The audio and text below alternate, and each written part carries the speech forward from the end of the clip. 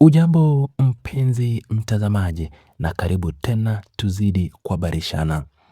Macho na masikio ya umma nchini Tanzania hivi sasa yameelekezwa katika mahakama ya rufani jijini Dar es Salaam, ambapo kikao cha kusikilizwa kwa kesi ya uhaini inayomkabili mwenyekiti wa Chama cha Demokrasia na Maendeleo Chadema Tundu Lissu kinatarajiwa kuanza tena baada ya mchakato huo kusimama kwa muda wa zaidi ya miezi 3.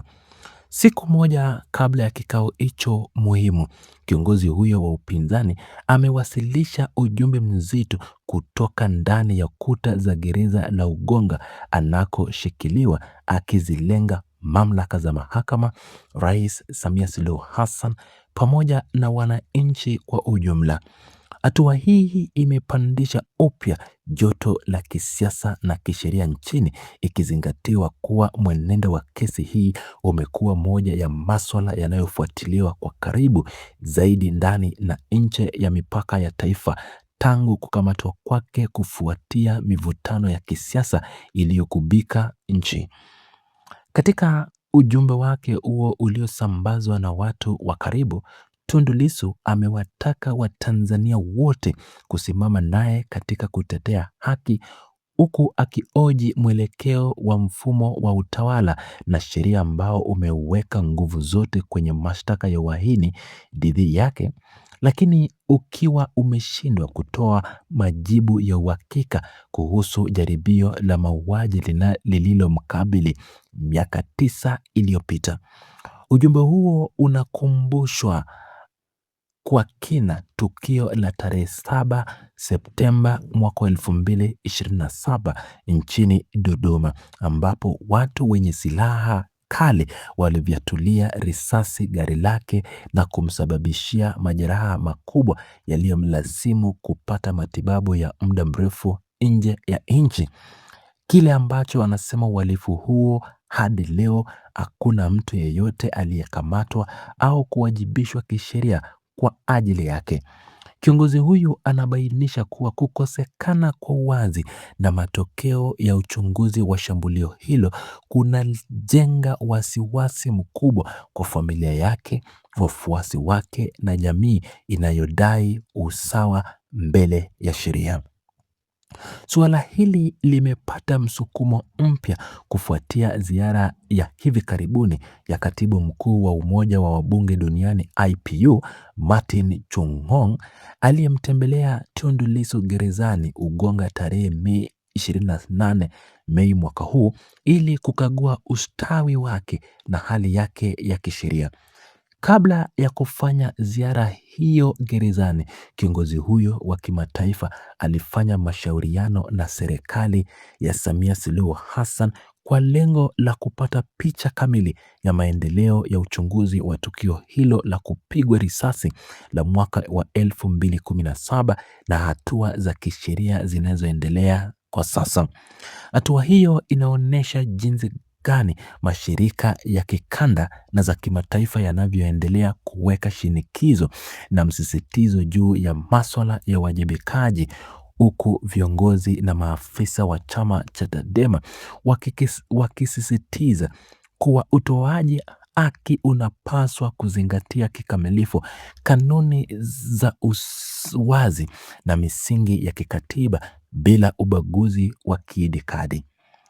Mivutano hii inazidi kuchukua nafasi kubwa katika mijadala ya kijamii na ya kisiasa nchini, huku wataalamu wa sheria wakieleza kuwa ingawa mashtaka ya sasa ya uhaini na matukio ya kihistoria ya kijeshi ni jambo mawili tofauti kisheria,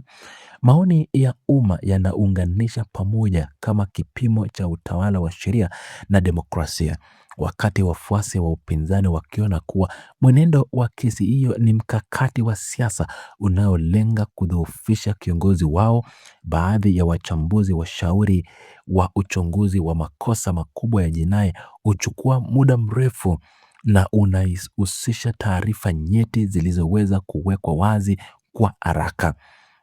ama zisizoweza kuwekwa wazi kwa haraka. Mwelekeo wa kesi hiyo inayotarajiwa kuanza hivi karibuni Dar es Salaam utabainisha mustakabali wa sheria na wa kisheria wa Tundu Lissu, huku chama chake kikiahidi kufuatilia kwa karibu kila hatua ili kuhakikisha haki inatendeka kwa uwazi.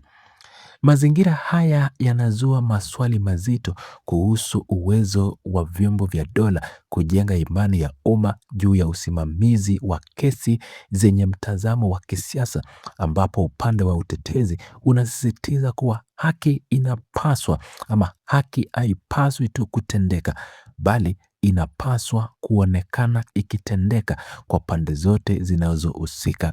Kumekuwa na msisitizo wa kipekee kutoka kwa wanasheria wa haki za binadamu kwamba kucheleweshwa kutoa ripoti rasmi ya matokeo ya upelelezi wa tukio la mwaka 2027 kunradhi, mwaka wa 2017 kunadhoofisha misingi ya utawala bora na kutoa mwanya kwa mijadala inayoweza kuamsha hisia hasi miongoni mwa wananchi wanaotarajia ulinzi sawa katika taifa la Tanzania chini ya katiba. Hali hii ya sintofahamu inaweka shinikizo kubwa kwa mfumo wa mahakama wa Tanzania unaotakiwa kuonyesha uhuru kamili wa kiutendaji katika kipindi hiki ambacho mambo ya jumuiya ama macho ya jumuiya ya kikanda na ya kimataifa yameelekezwa katika nchi kuu ya Dar es Salaam. Mwenendo wa kikao cha hivi karibuni unatarajiwa kuchora mustakabali mpya wa mahusiano ya kisiasa kati ya serikali na vyama vya upinzani vinavyoona kesi hiyo kama fimbo inayotumika kudhibiti harakati za kidemokrasia na kukandamiza sauti mbadala nchini.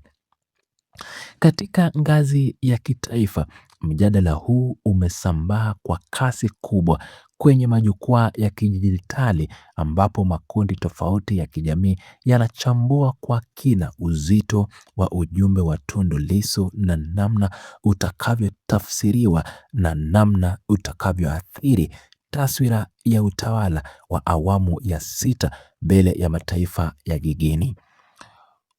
Dharura wa kushughulikia mashtaka yaliyobuliwa na kiongozi huyo wa upinzani unatajwa na wachambuzi kama hatua muhimu inayoweza kusaidia kupunguza joto la kisiasa ambalo limeendelea kuvukuta chini kote tangu kukamatwa kwake na kusimama kwa vikao vya mahakama.